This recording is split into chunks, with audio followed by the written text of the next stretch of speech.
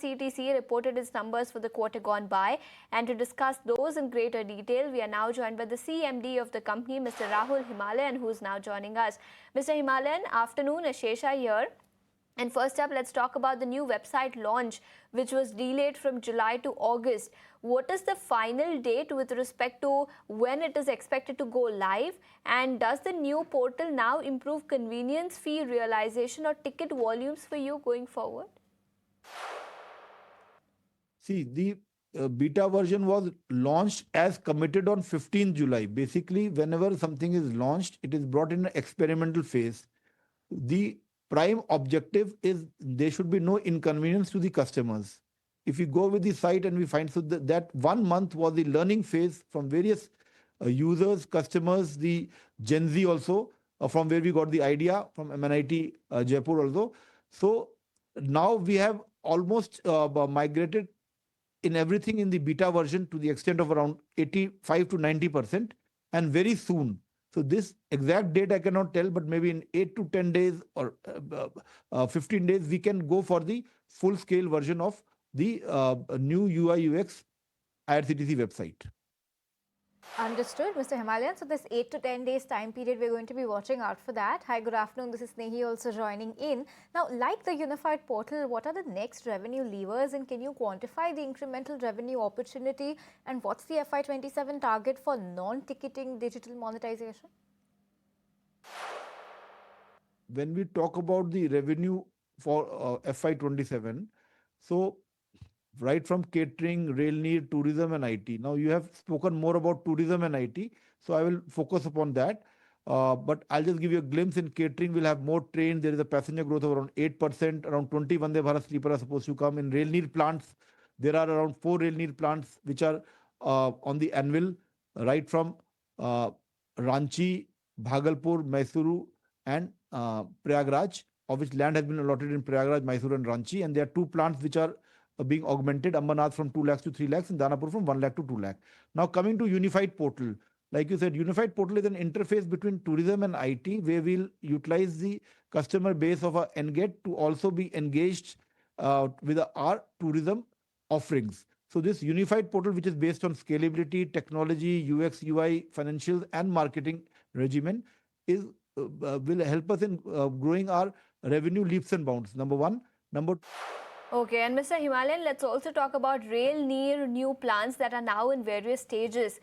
Which 2 facilities will be operational in FY27, and what incremental revenue does each plant add whenever it is functioning at full capacity? See, right now we have got 19 operational plants, and in this financial year we are planning to augment 2 plants. That is Ambernath and Danapur. Ambernath will be from 2 lakh bottles to 3 lakh bottles per day, and Danapur from 1 lakh to 2 lakh bottles per day. The other 4 plants, that is Prayagraj, Mysuru and Ranchi, where the land has been allotted, and Bhagalpur, where the land allotment is under process, may not see the light of the day in this financial year, but in the next financial year.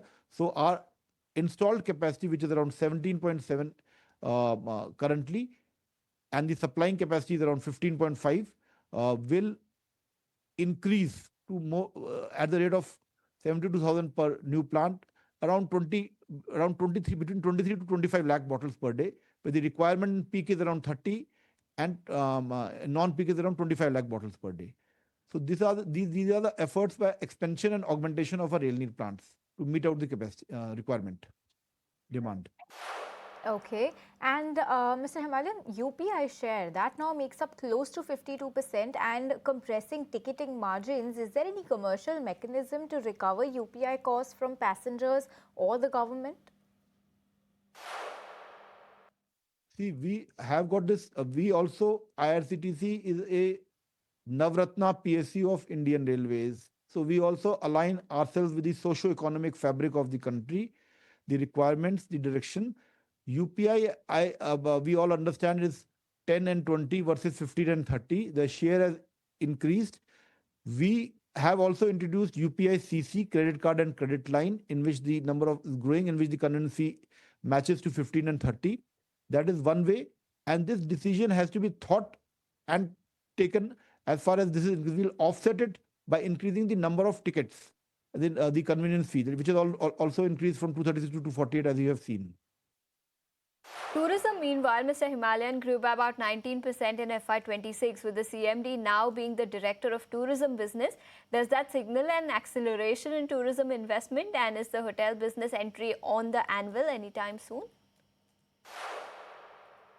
Yeah, like I said, in tourism, the growth drivers will be a new rake of Maharaja Express, the proliferation of Bharat Gaurav trains. We have already taken an additional rake, and with a major pull factor, our Bharat, like rail-based tourism, is around 80%, and IRCTC is the biggest, the largest and most popular rail-based service and tourism providers across the country.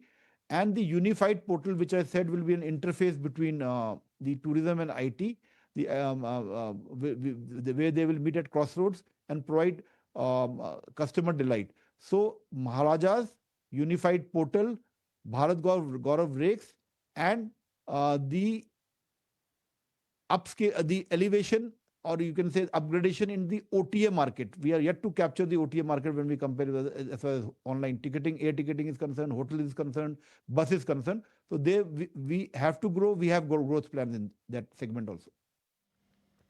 Understood. On that note, Mr. Himalayan, thank you so much for your time. Wonderful to be chatting with you, and good luck for the quarters to come. Let's refocus.